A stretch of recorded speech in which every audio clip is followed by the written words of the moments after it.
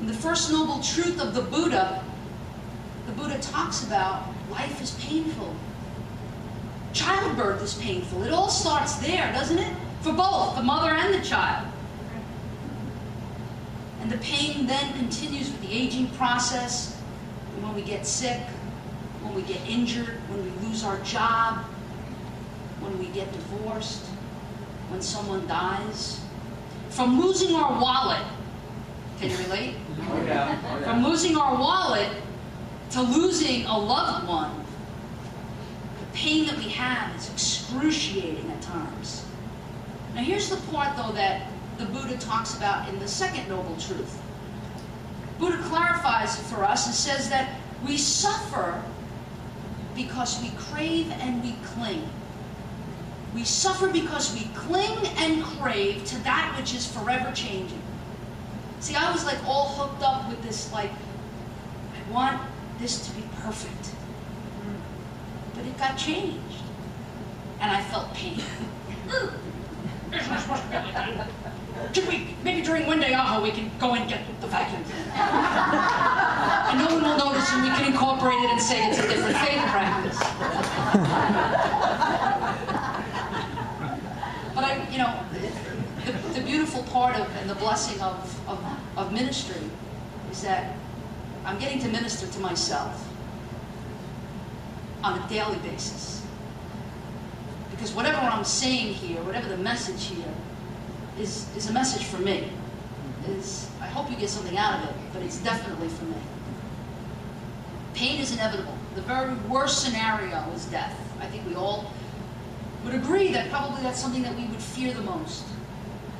Now, the origin of our suffering, the Buddha says, lies in our attachment to that which is forever changing. So now, the solution lies in the third noble truth, which is detachment. To detach from these things that we crave and cling to. So this brings me to our very existence. You know, in the context of the Hindu tradition, which I follow, one of the faith practices that I follow talks about Maya. And I've talked about this before. In Sanskrit, Maya means illusion. Mind over matter. A virtual reality ride. All that is real is the consciousness or energy or life force or soul. That's what's really real. Everything else is not real. It's a projection from our mind. So if that's true, and I do believe that it is, then pain only exists in the context of this thing we call Maya. So the ultimate reaction of pain, which is suffering, is choice. So we make a choice to suffer. What? You know, is Nancy choosing her pain? I didn't say that. Pain is inevitable. Suffering is optional. So I think it is possible for us to actually choose not to suffer. How do I do that? When I recognize that I am the soul, this pure consciousness, the higher self, the blessed self, the Atman in Sanskrit, whatever you want to call it. It's this higher self. When I recognize that I am that, and that there's no separateness between you and I, between the blessed self, the higher self, God itself, and my soul, when I recognize that and know that there's no duality, then I've shifted my consciousness. And then there's no need to suffer, because all of the suffering is in Maya. So you can kind of like leave it there. Leave the sand on the floor. Because it's not a part of me. Who's me? Not little me, but the bigger me, the blessed self. You see, so once my mind creates separateness, then there becomes this identification with the smaller self, this ego. And then I think that that's all that matters. And then I'm fooled into thinking that this person, this circumstance, this event, this thing is all that counts. And then the cycle of suffering the cycle of clinging and craving my needs, my wants, begins. So it's in the recognition that there really is no little me. That little me is an illusion. That's where the freedom from suffering comes from. As soon as I believe that I exist as a separate self and identify myself with this ego, boom, I open up the door to suffering. The other day I was talking to one of my teachers, Vasanthi, and I was saying, when I go to school and I teach, I teach sociology, I'm wanting to be an instrument of the divine. I said, listen to my arrogance. I want to be an instrument of the divine, Vasanthi. And I want to be the face and hands and feet of God on earth to my students, Vasanthi. And she said, just remember that your higher self and their higher self are the same. And you're just playing out a drama. So you're not being the instrument of God to them, but you're both being the instrument of God to each other. You see, what happens is our little egos, our little selves, we're constantly making demands on life and on others. We're little demanding machines. I want this, I want that, I don't want this, I don't want that, I don't want the chairs this way, I don't want the sand on the floor, I want you to do different things, I want to manipulate my reality. I want to insist on my life being different. We look to everything in life to make us happy. That's what we want. We're searching for happiness. We're looking for love in all the wrong places. But there's no way to become happy. What? We already are happy. We simply need to stop doing the things that make us unhappy. One of the ways that we make ourselves tremendously unhappy is through making demands on ourselves, on each other. We want to control people and places and circumstances. And you know what? It's very common for us as humans to demand that someone or some circumstance in our life change. It's part of being human. We cry, we demand, we pray, we have healing circles, we want things to change, we want to manifest things differently, we want the pain to stop, we want to stop the suffering. But what if I told you that when we insist on things, people, and events around us to change so that we can be happy, we are actually denying something very deep within us. Adyashanti writes, quote, we're denying the truth of who we are. We're denying the truth of each other. The reason he says this is that we are imagining that happiness depends on the events and the circumstances of our lives and on the people in our lives. We believe, if only, then we'll stop suffering. And then I'll be happy.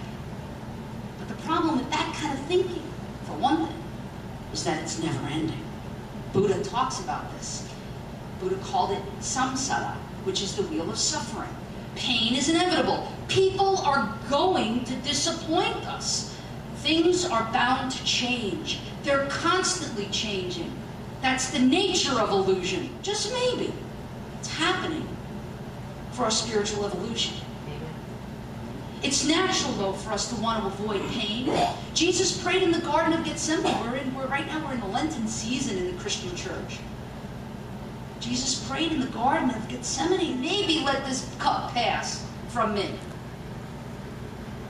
He said that first. I think he said that for us. I think he said that for us. The theologians talk about that.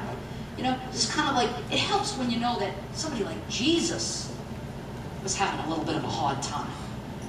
You kind of identify a little bit with that. You say, oh wow, that human nature, that part of him that was human, wow, I can relate because I want the cup to pass for me a lot.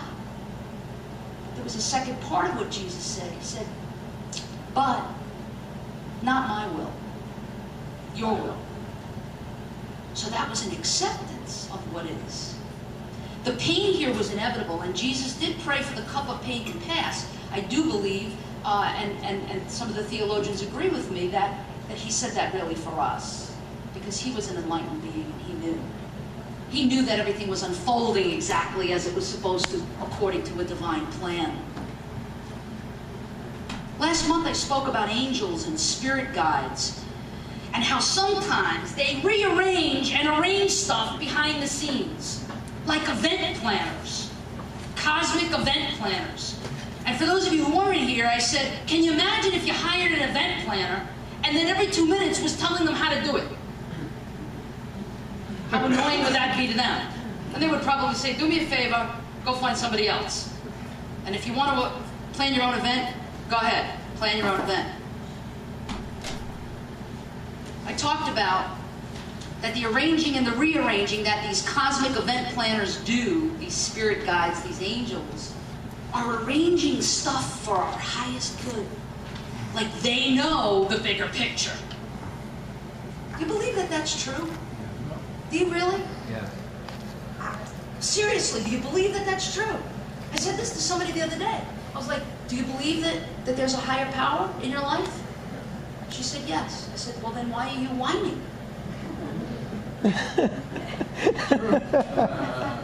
You either believe it or you don't.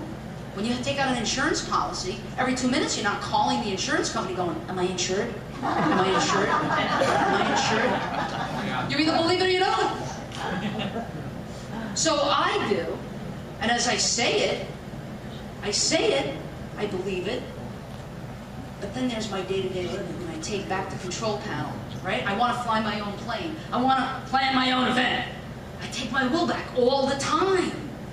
Constantly, it's a constant tug of war I play with the divine, right? So what's wrong with being the architect of our own destiny, though? Swami Jyotirmayananda talks about, be the architect of your destiny. I don't think there's anything wrong with that. You got to do the footwork. You can't just sit back and go, we're an illusion, we're in Maya. I don't have to do anything. No, we have to do our part. And then the divine plan unfolds. We have to remember that although we're spiritual beings, we're still having this human experience. So there's going to be craving and clinging. After all, I get a hunger pain, right? I got to do something about it. I can't just go, I'm an illusion. I don't have to do anything about it. I do.